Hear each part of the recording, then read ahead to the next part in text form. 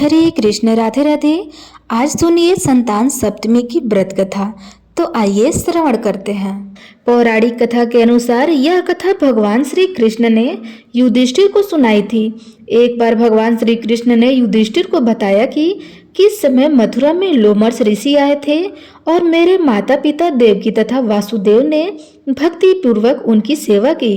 तो ऋषि ने उन्हें कंस द्वारा मारे गए पुत्रों के शोक से उबरने के लिए आदेश दिया कि हे देवकी, कंस ने तुम्हारे कई पुत्रों को पैदा होते ही मारकर तुम्हें पुत्र शोक दिया है। इस दुख से मुक्त होने के लिए तुम संतान सप्तमी का व्रत करो। और राजा नूष की रानी चंद्रमुखी ने भी यह व्रत किया था, तब उसके भी पुत्र नहीं मरे। यह व्रत तुम्हें भी पुत्र शोक से मुक्ति करेगा। तब देवकी ने पूछा, हे देव, मुझे व्रत का पूरा विधि विधान बताने की कृपा करें ताकि मैं विधि पूर्वक व्रत संपन्न कर सकूं। तब लोमस ऋषि ने उन्हें व्रत का पूजन विधान बताकर व्रत कथा भी सुनाई। ऋषि ने कहा कि अयोध्यापुरी में एक नहुष नाम के प्रतापी राजा थे। उनकी पत्नी का नाम चंद्रमुखी था। उनके राज्य में ही विष्णुदत्त नामक एक ब्राह्मण रहता था। उनकी पत्नी का नाम रूपवती था। रानी चंद्रमुखी तथा रूपवती में परस्पर घनिष्ठ प्रेम था। एक दिन वे दोनों सरयू में स्नान करने गई। वहां अन्य स्त्रियां भी स्नान कर रही थी। उन स्त्रियों ने वही मां पार्वती और भगवान शिव की प्रतिमा बनाकर विधि पूर्वक उनका पूजन किया।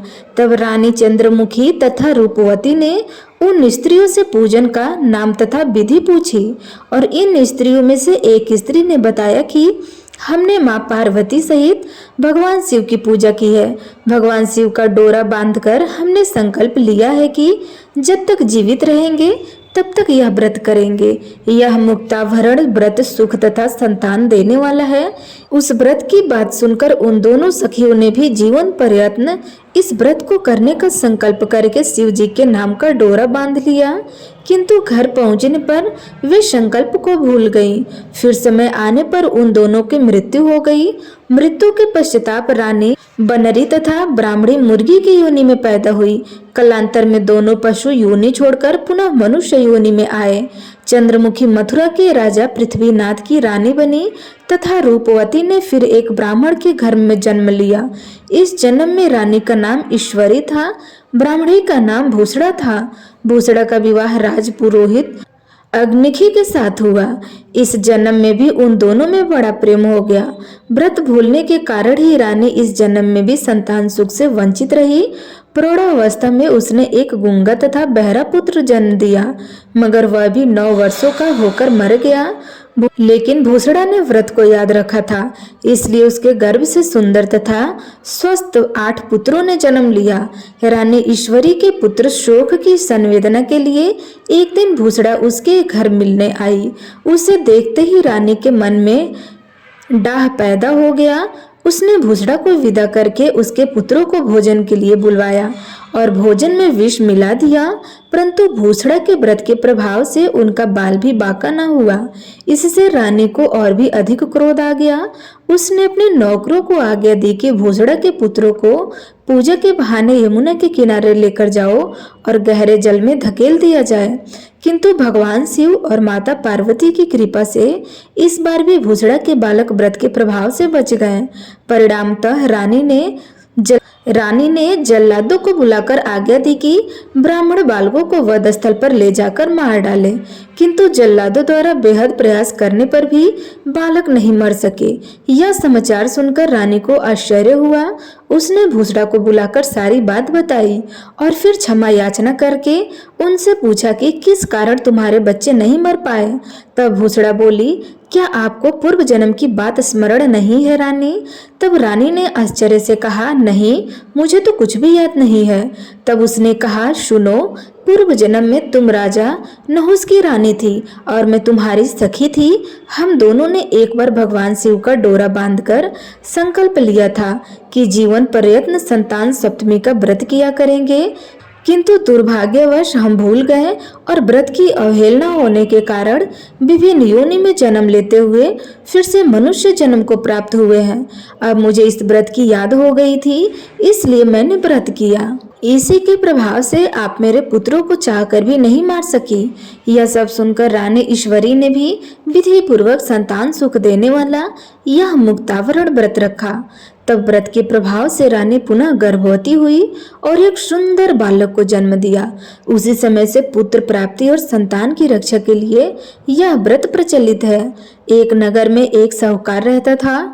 उस साहूकार के 7 बेटे थे, लेकिन वह जिस भी बेटे का विवाह करता वही मर जाता था। इस प्रकार उसके 6 बेटे मर गए। अंत में उसके 7वें बेटे का भी विवाह तय हो गया। उसने सभी रिश्तेदारों को आमंत्रित किया। विवाह में शामिल होने के लिए लड़के की बुआ भी आ रही थी। रास्ते में उसे एक बूढ़ी माँ मिली। बुआ ने बूढ़ी माँ के चरण स्पर्श किए तो उसने पूछा कि बेटी कहाँ जा रही हो। अब बुआ ने उसे सब कुछ बता दिया।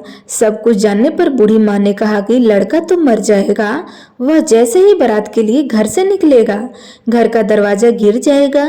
यदि उससे बचेगा तो भी जिस पेड़ के नीचे बारात रुकेगी वह पेड़ भी गिर जाएगा। वहां से बचने पर जब वह ससुराल में प्रवेश करेगा तो वहां का भी दरवाजा गिर जाएगा।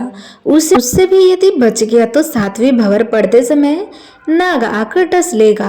बुआ बोली, हे माता, मेरा यह एक ही भतीजा बचा है। जब आपने इतने अनिष्टों की बात बताई है तो कृपया करके रक्षा का उपाय भी बताइए। तब बूढ़ी माँ, जो स्वयं दुबड़ी माता थी, बोली, बेटी उपाय तो है पर है बहुत कठिन। बूढ़ा ने कहा, माता कितना भी कठिन उपाय क्यों न हो, भतीजे की रक्षा के लिए मैं जरूर करूंगी। बूढ़ी माँ बोली, बेटी जब लड़का विवाह करने जाने लगे तो उसे दरवाजे से ना निकालकर दीवार फोड़कर निकलवाना। इसके बाद रास्ते में किसी पेड़ के नीचे बारात को रुकने न देना। इसी प्रकार ससुराल में भी लड़कों को इसी प्रकार दीवार तोड़कर घर में प्रवेश करने तथा भंवरों के समय में कटोरे में दूध भरकर रख देना। और जब नाग आकर दूध पीने लगे तो उसको तांत के फांस में फांस लेना। तब नागिन आकर अपने नाग को मांगे तो तुम उससे अपने 6 भतीजों को मांग लेना।